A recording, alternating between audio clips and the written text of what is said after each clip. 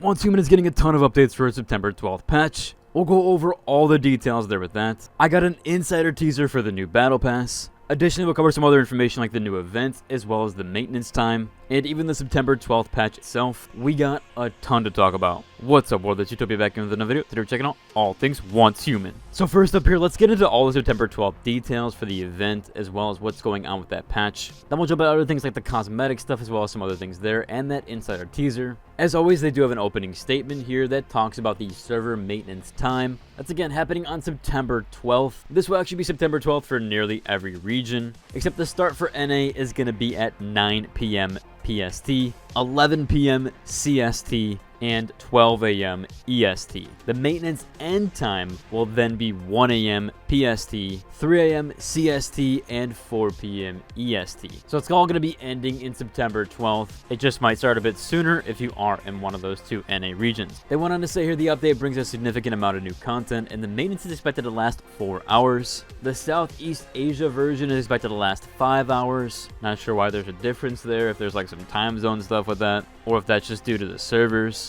Now first up here, we do have all the optimizations they've been going over, as well as some of the details with the new update. So covering those here, the deviation adjustments and optimizations, they have increased the drop rates of those. So now you're more likely to get a deviation, and I'm assuming that applies to shinies as well. Or they actually do mention that here, the morph deviations have been increased, and there's additional ways to obtain those. They said in public areas, they've added new private methods for obtaining deviations. In the wilderness, you can now search neutral securement facilities at the camp for deviations. So that's going to be a new farming method. They've also done something here where deviation drop rates during dungeon settlements have been increased, while securement silo acquisition methods remain unchanged. Now jumping over to the season adjustments and optimizations, we have the world merge and territory relocation. They had a bunch of feedback here about player numbers dropping off near the scenario ending. So to keep this social and cooperative excitement alive, they're introducing world merge in the latest update. When a scenario enters the settlement phase, worlds will merge. This ensures you can keep engaging with others in a lively, dynamic environment. We will inform you if your world is about to merge. They're going to update you guys on when that's happening, and you will have to move your territory to a safe world before the merge. I'm assuming the more popular ones are going to be the ones that get merged into, so I would look for like world server 1 or 2 or maybe even 10. The ones in between, like 6 or 7 or 8, all those in between there, even like 4.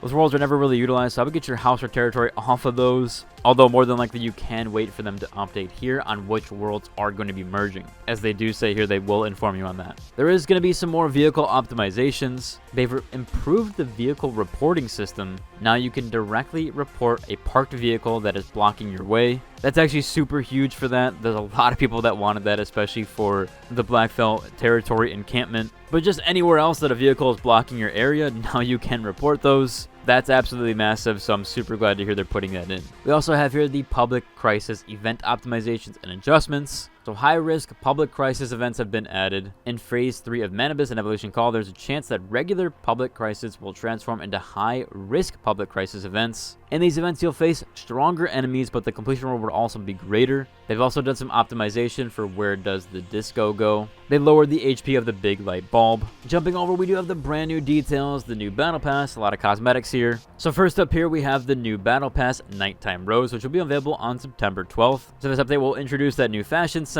and the new epic weapon, Cosmetic Dragon Dance MPS 7, the Epic Credo Cosmetic Deviation Crate, and the Rare Furniture Series Commander's Lounge. I also do have 2 video teasers for the upcoming Battle Pass, which mainly just shows off the female version of the Nighttime Rose. However, we also have a teaser around some of the items in the Battle Pass as well, where as you can see here, they do show off that Dragon Dance MP7. They also have the Nightmare Cage backpack, which is really cool looking. The Commander's Lounge set, so now there's going to be a furniture set within the Battle Pass. We have the Forest Shadow weapons, the Jungle Suit gloves, Scarlet Scarab helmet, and last that they mentioned here to stay tuned for more rewards, where they do showcase off a few weapon charms. This might make up the entirety of the Battle Pass or more of the main stuff. Jumping over, we do have the Lightforge Loot Crate Freezing Mist. This will be available on September 13th. Now they do note 10 a.m. and I'm not sure if they mean Beijing time. If so, that'll be September 12th at night for NA regions, so around 6 and 7 p.m. PST, I believe. But that Freezing Mist Loot Crate will involve the Ethereal's Feathers, the legendary Kratos cosmetic Cold Breath, the epic weapon cosmetic Sad Blossom, which is for the MPS 5, and of course we do have some imagery here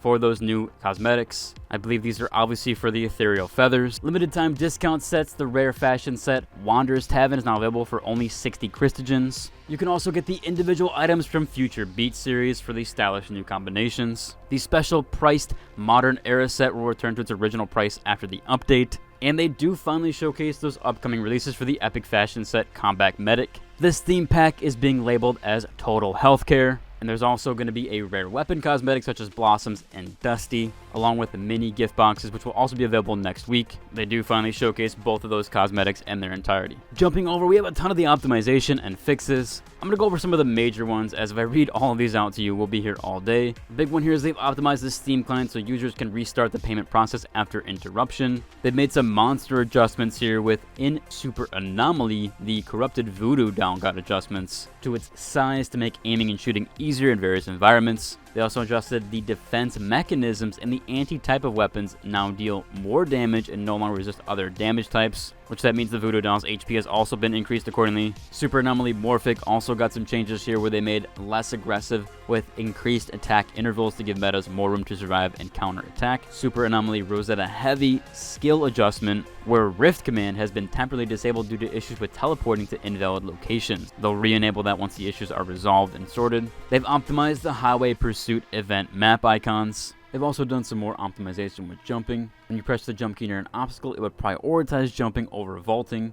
And when facing a passable obstacle mid-air, your character will now automatically climb or vault over. And the movement actions are now more aligned with the terrain, and forward distance is more consistent. Jumping over, we do have a few last-minute mentionables here. This one on the sub where people are finally pointing out that they really do like the current wipe system. As this person pointed out, they were definitely skeptical at first, but as their server came to an end, they were ready to move on. They're currently loving the restart. Another commentator pointed out their first week after the wipe, they had to flee so many times to a little immune deviant, and it was great to meet an obstacle and learn to fight back. So it seems like people are really enjoying the new wipe system, or the wipe system with it. As I've said, I've always been for the wipes. I've always enjoyed fresh servers and MMOs. They are the most lively with people, the economy is flourishing, it's always new stuff and new players. The fresh servers don't always last, but that's because they need constant wipes or constant refreshes. However, a system like this is perfect for that and essentially allows that refresh. I really do think this is a good system in place, and I've always been for it, so I'm glad people are finally taking to the liking of it.